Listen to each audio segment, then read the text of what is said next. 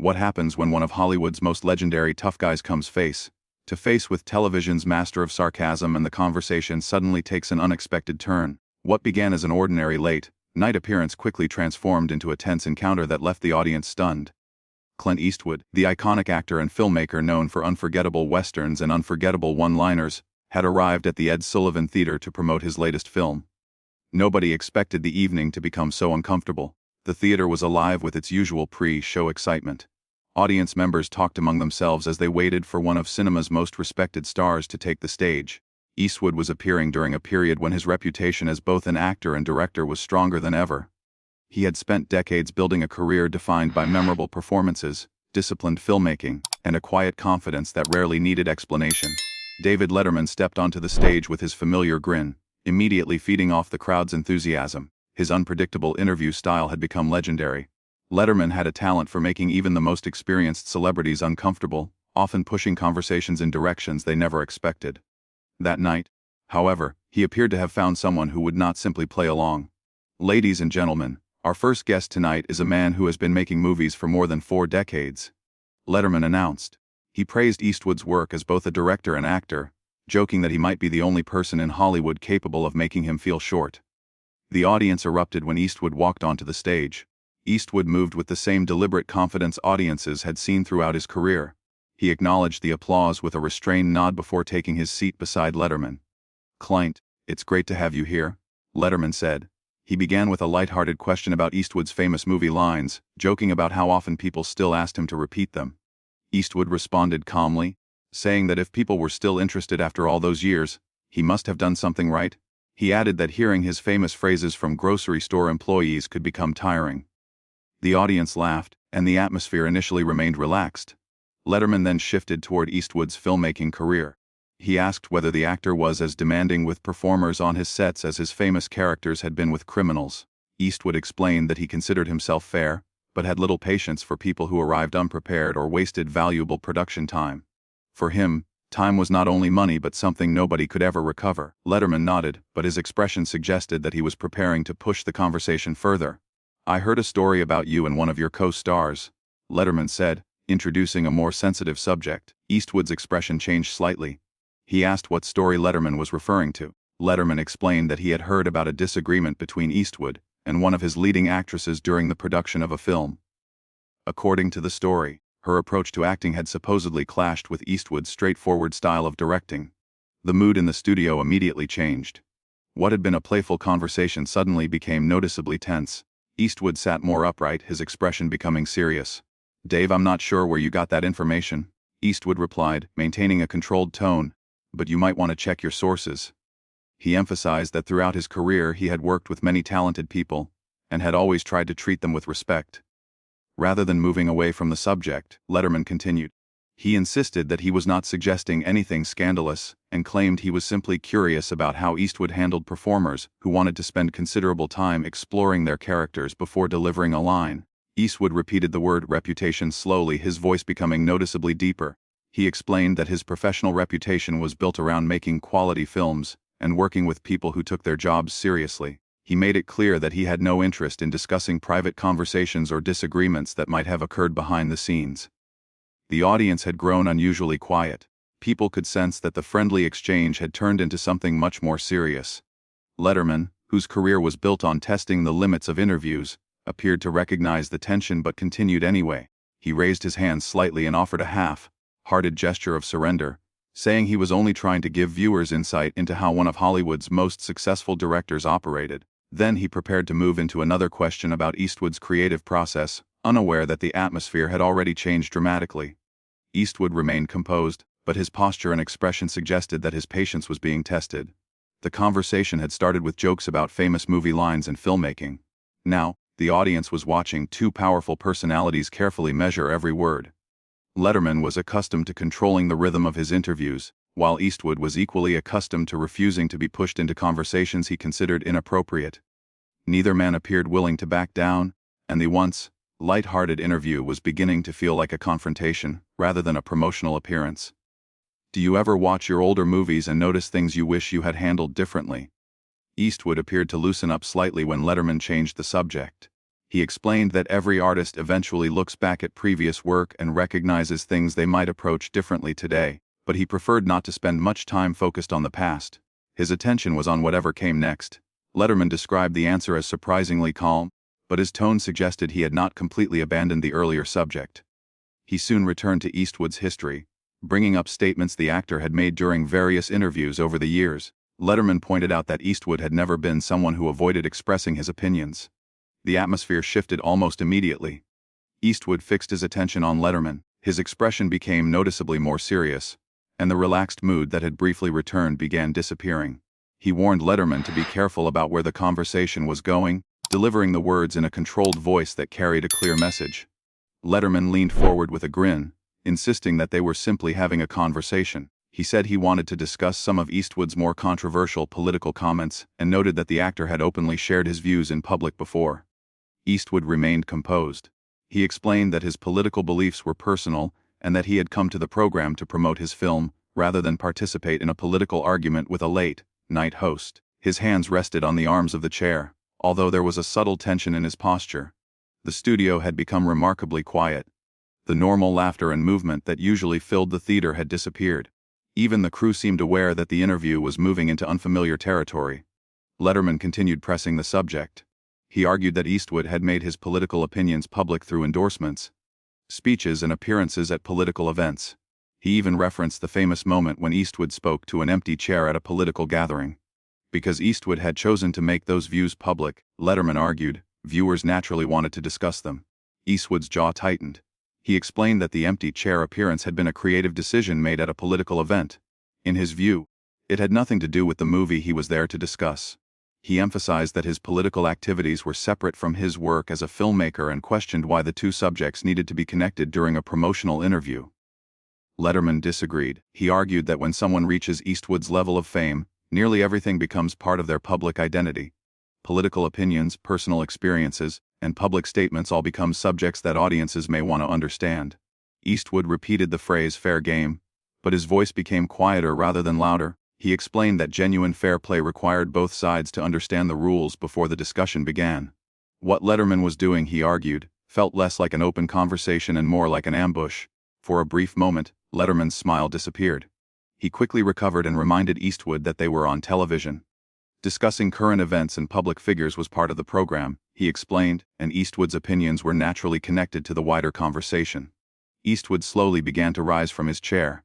He explained that his opinions were shaped by decades of experience, by watching the country evolve, and by working alongside people from many different backgrounds. They were not simple sound bites created for a television audience to react to. The tension was now impossible to ignore. Members of the band, normally focused on their own work in the background, were watching the exchange. Their instruments remained silent as the audience sat motionless. Letterman's tone became more conciliatory. He insisted that he was not attacking Eastwood and claimed he was asking questions that many people were interested in. Since Eastwood had lived such a public life, Letterman argued, people naturally wanted to understand his perspective. Eastwood responded with more force. He suggested that Letterman might not be interested in understanding him at all. Instead, he wondered whether the host was trying to provoke a dramatic moment that could later be replayed on other television programs. That accusation visibly affected Letterman. Eastwood leaned forward, his expression becoming more intense. He said the appearance had been presented as an opportunity to discuss his work, yet the interview had gradually turned into a political confrontation. Letterman defended himself by saying he was simply doing his job, but his usual confidence seemed diminished. Eastwood responded that a talk show's responsibility was to entertain viewers, create interesting conversations, and perhaps make people laugh. He argued that the host should not turn a guest's appearance into a game designed to force a controversial statement. The exchange had now moved far beyond ordinary late-night banter. Letterman tried to regain control, suggesting that Eastwood was overreacting and offering to change the subject. Eastwood rejected the characterization.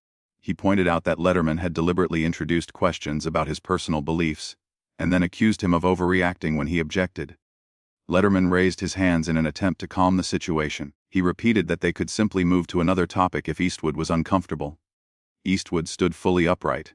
He explained that discomfort was nothing new to him. He had experienced difficult situations throughout his career, from dangerous movie stunts to challenging productions and political events where people openly disagreed with him. What he refused to accept, however, was being treated as though he could be manipulated for entertainment. The audience reacted with a collective gasp. Several cameras quickly adjusted their framing to capture the dramatic moment. Letterman remained seated, visibly unsettled by the sudden change in the interview.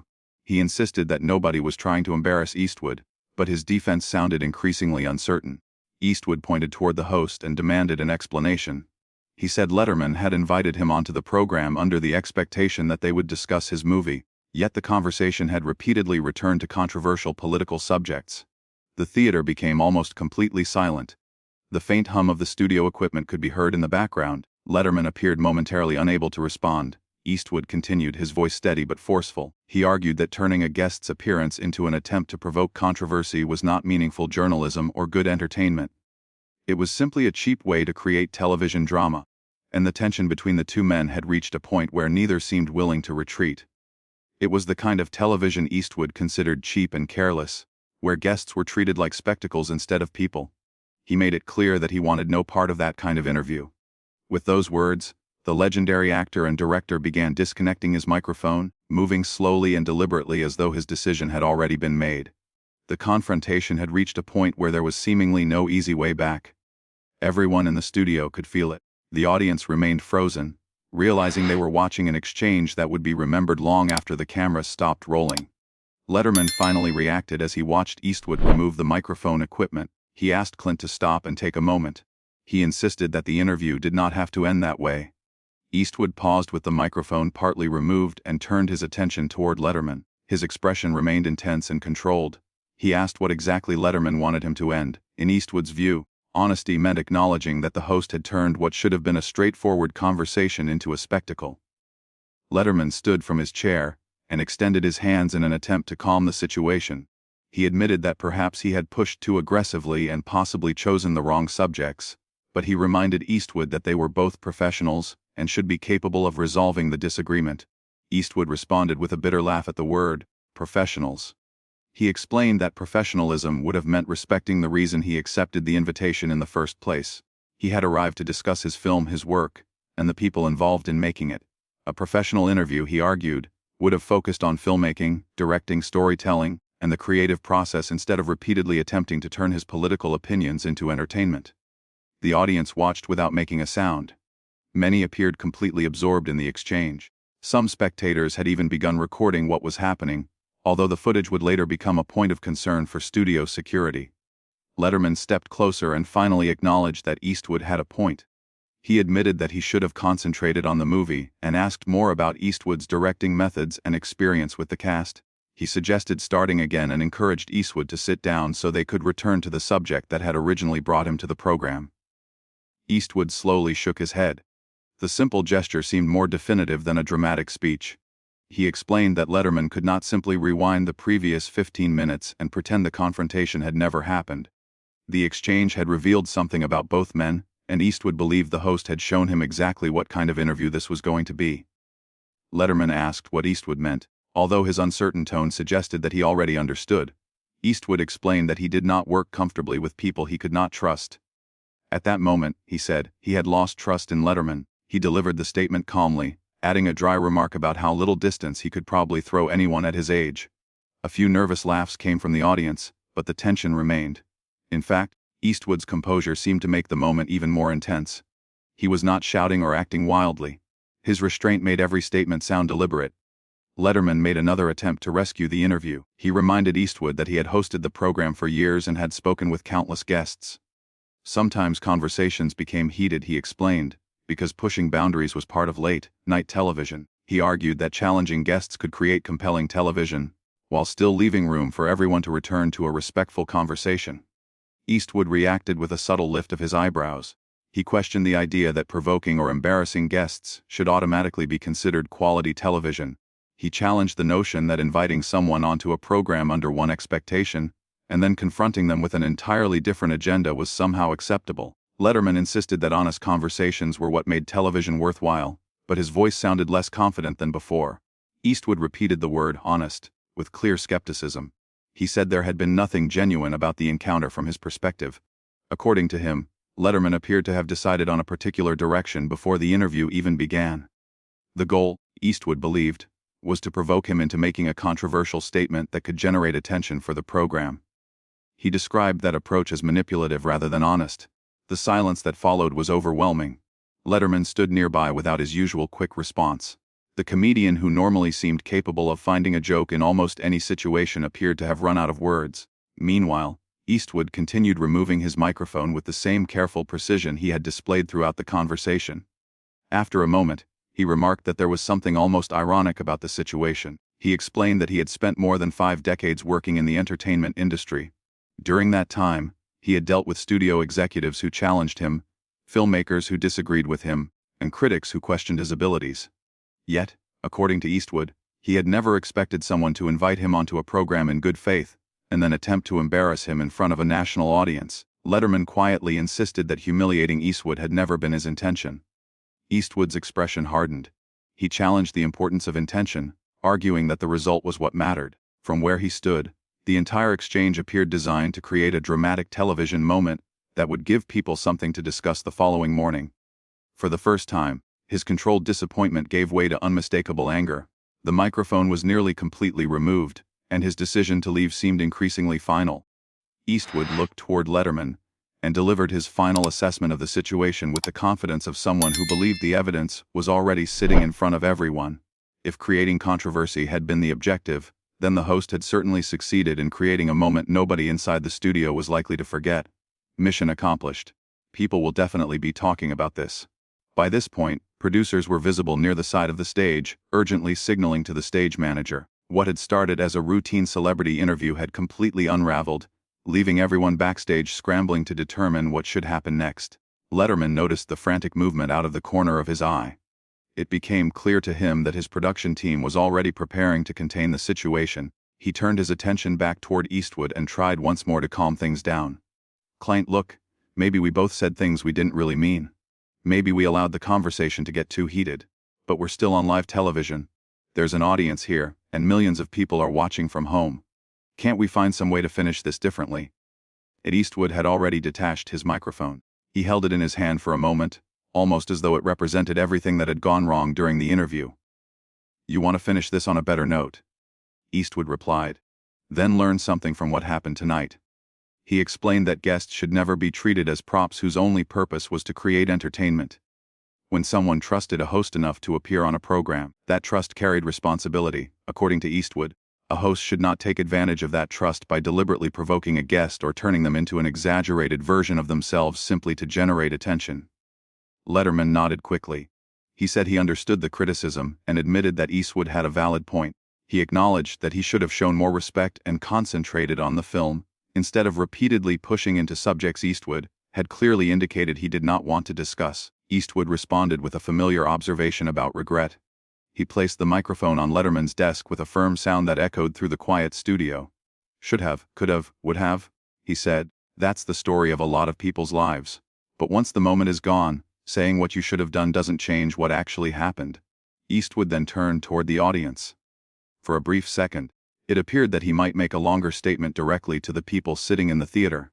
Instead, he simply gave them a single respectful nod. The gesture conveyed disappointment without sacrificing his composure. Then he addressed them. "Ladies and gentlemen, I'm sorry you had to see this." His voice carried clearly across the silent theater.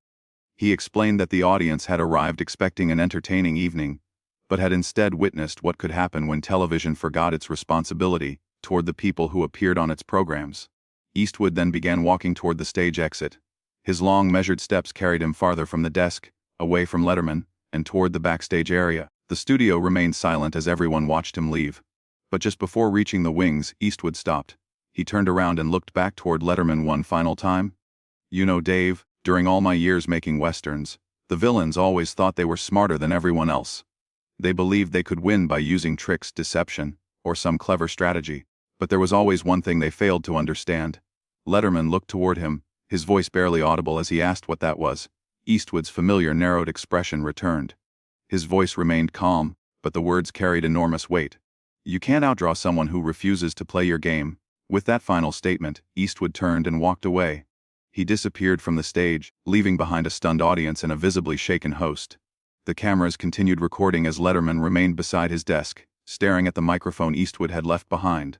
For several moments, nobody seemed certain what to do next. The sound of Eastwood's footsteps gradually faded through the theater until there was nothing left but silence. The remarkable part was not simply that a major Hollywood figure had walked away from a prominent television program. What made the moment so striking was the way Eastwood handled his departure. He did not need to shout, insult everyone in the room, or create an even bigger spectacle. His controlled demeanor made the decision feel final. Instead of allowing the confrontation to reduce him to another celebrity involved in a television controversy, he framed his departure around personal boundaries and professional respect. The incident, as portrayed here, became a powerful example of someone deciding that maintaining personal integrity mattered more than staying on camera. Eastwood's actions suggested that there are moments when continuing a conversation is less important than knowing when to walk away. His departure transformed the interview from a promotional appearance into an intense confrontation over trust, professionalism, and the responsibilities of entertainment television. The empty guest chair remained beside Letterman as the production struggled to recover. The audience was still processing what they had witnessed, while backstage staff worked to bring the program back under control. For Eastwood, however, the decision had already been made. He had said what he wanted to say, removed himself from the situation, and left the stage on his own terms. The encounter served as a reminder that even in an environment built around entertainment, there are limits to how far a conversation can be pushed. For a guest, appearing on television requires a degree of trust. Once that trust disappears, no amount of humor or damage control can immediately restore it. And as the cameras remained focused on the stunned host, the abandoned microphone on the desk became a silent symbol of how dramatically the interview had changed from the moment Eastwood first walked onto the stage.